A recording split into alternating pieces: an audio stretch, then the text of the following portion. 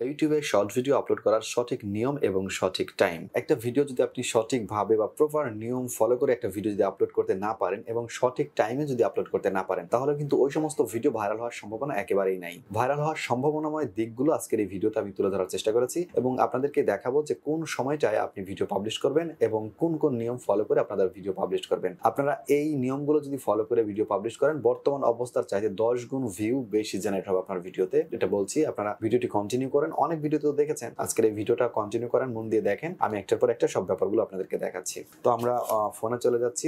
ফোনে গিয়ে আমাদের ইউটিউবের অফিসিয়াল যে অ্যাপসটি আছে সেই অ্যাপসটি ওপেন করছি। এই অ্যাপসটির মধ্যে দেখতে পাচ্ছেন প্লাস আইকন।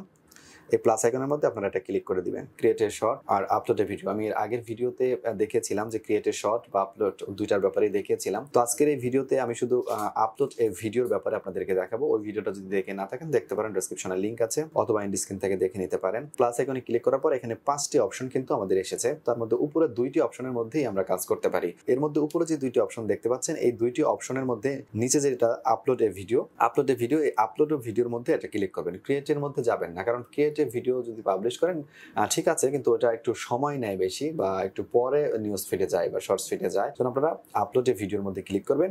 এখান থেকে আমি যে কোনো একটা ভিডিও এখানে দিয়ে দিচ্ছি। এইটাই দিয়ে দিচ্ছি। আমার এমনিতেই এই ভিডিওটা এটাই দিয়ে দেই। তো এটা আমরা এখানে নেক্সট করে দিলাম। নেক্সট করে দেওয়ার পর এখান থেকে আপনারা সাউন্ড চাইলে অ্যাড করতে পারেন, সাউন্ড, টেক্সট, টাইমলাইন, এগুলো তো পারবেন আশা করছি। আর এরপর আমরা নেক্সটে দিয়ে দিব। এত সহজ ওয়ে আপনাদেরকে দেখাবো, আর এই সহজ ওয়েটাই আপনারা ফলো করবেন, অন্য কিছু ফলো করার প্রয়োজন নেই। তো এখানে আমরা, এটা কিন্তু একটা বাস রোডে চলছে, আমরা এটা শুধু দেখিয়েছি, বা একটা বাস রোডের মধ্যে চলছে। আমাদের এই ভিডিওটার মধ্যে শুধুমাত্র একটি গাড়ির থেকে আরেকটা গাড়ির মধ্যে গাড়িটা চলছে, এটুকু শুধু দেখা যাচ্ছে। তো আমরা কি লিখতে পারি এখানে? টাইটেলটা কিন্তু আন্দাজে লেখা যাবে না যে আমি একটা ভাইরাল ভিডিওর টপিক বা টাইটেলটা আমরা এখানে লিখে দিলাম, সেটা লিখলে কিন্তু আপনার ভিডিওটা ভিউ আসবে না ভাই। তো আপনারা এখানে সত্যটা লিখবেন। আমরা এখানে লিখতে পারি সিটি বাস। তো আমরা লিখে দিলাম এখানে সিটি বাস লিখে দেওয়ার পর আমরা একটা স্পেস দিব, তারপর হ্যাশ দিব, লিখবো শর্টস। That's good. আর কোনো কিচ্ছু ব্যবহার করার প্রয়োজন নেই আপনার। এইটুকু হচ্ছে নিয়ম। এরপরে যদি করতে পারেন আপনার জন্য ভালো, আর না করলে কোনো সমস্যা নেই। আপনি খুব ছোট্ট করে সংক্ষিপ্ত সিটি বাস সম্পর্কে এটুকু দিয়ে দিলেন। এত বিস্তারিত এখানে কিছুই নেই দেওয়ার মতো। আপনার টপিক যে রিলেটেড যত ছোট এবং আকর্ষণীয় করা যায়, অর্থাৎ ইউটিউবকে আপনি খুব ছোট্ট বা 3 ওয়ার্ডের মধ্যে বুঝিয়ে ফেলবেন যে আপনার ভিডিওতে কি আছে, তাহলে দেখবেন যে ইউটিউব আপনার সঠিক দর্শকরা আছে, আপনার ভিডিওটা তুলে ধরবে, আর সেখান থেকে ভিউগুলো অনেক বেশি আসবে। এখানে 2টি হ্যাশ দিয়ে দিয়েছি, একটি হ্যাশ দিয়ে শর্টস লিখেছি। এটা হচ্ছে আপনার শর্ট ভিডিওর আইকন। অর্থাৎ এভাবে পাবলিশ করার সঙ্গে সঙ্গে কিন্তু শর্টের যে আইকনটি সেটি কিন্তু আপনার ভিডিওতে দেখা যাবে।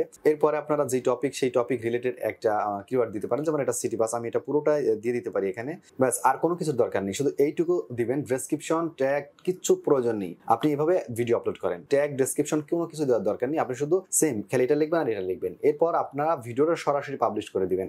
আমি এখান থেকে দেখতে পাচ্ছেন আপলোড করে দিচ্ছি কিন্তু ভিডিওটা। আপনাদের কোনো কিছু করার প্রয়োজন নেই। টপিক রিলেটেড 3 ওয়ার্ডের মধ্যে আপনি ইউটিউবকে বোঝাবেন যে আপনার ভিডিওতে কি আছে, খুব আকর্ষণীয় করে বোঝানোর চেষ্টা করবেন। আমি এটা 2 ওয়ার্ড লিখেছি, বা সিটি রোডের বাস বা সিটি রোড বাস এরকম লিখতে পারতাম, কিন্তু সিটি, দ্যাটস এনাফ। আমরা 2 ওয়ার্ডে লিখেছি আপনাদের দেখানোর জন্য। আপনারা 3 ওয়ার্ডে লিখবেন। একটা ভিডিওর টাইটেল 3 ওয়ার্ডের মধ্যে আপনারা বুঝিয়ে ফেলবেন ইউটিউবকে।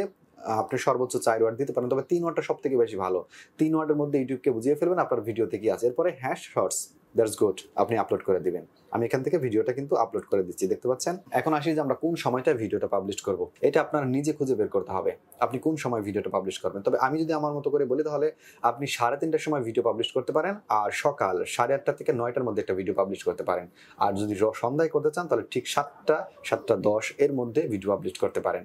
আর এই সময় 3টার সময় যদি আপনি ভিডিও পাবলিশ করে আপনার ভালো ফল না আসে, তাহলে আপনি ওলটপালট করে ভিডিও ছেড়ে দেখবেন যে কোন সময়ের ভিডিওটা খুব দ্রুত সময় নিউজ ফিডে যায়, বা কোন সময়ের ভিডিওটা থেকে বেশি ভিউ আসে। ওই সময়টা আপনি নির্দিষ্টভাবে চেক করে নেবেন। আর আমি আমার মতো করে 3টি সময় বললাম, এই 3টি সময় ফলো করতে পারেন। একটি সময় 100% কাজে লাগবে। সব থেকে বেশি আমার পছন্দের যে সময়টা, সেটা হচ্ছে 3:30।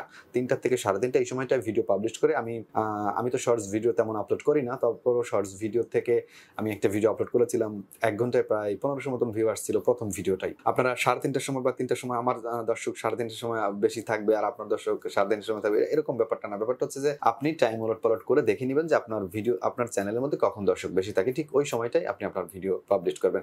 দর্শক, এই ছিল ভিডিও। আশা করছি ভিডিওটি আপনাদের কাছে ভালো লেগেছে। যদি ভিডিওটি ভালো লাগে, আর ভালো লাগার তো কিছু নেই, ভিডিওটা আগে পাবলিশ করবেন। ভিউ বেশি আসলে তো কথা, ঠিক আছে, ভিউ যদি বেশি আসে তাহলে এসে আবার এই ভিডিওটা একটু লাইক দিয়ে একটা কমেন্ট করে দেবেন। ধন্যবাদ, ভালো থাকবেন।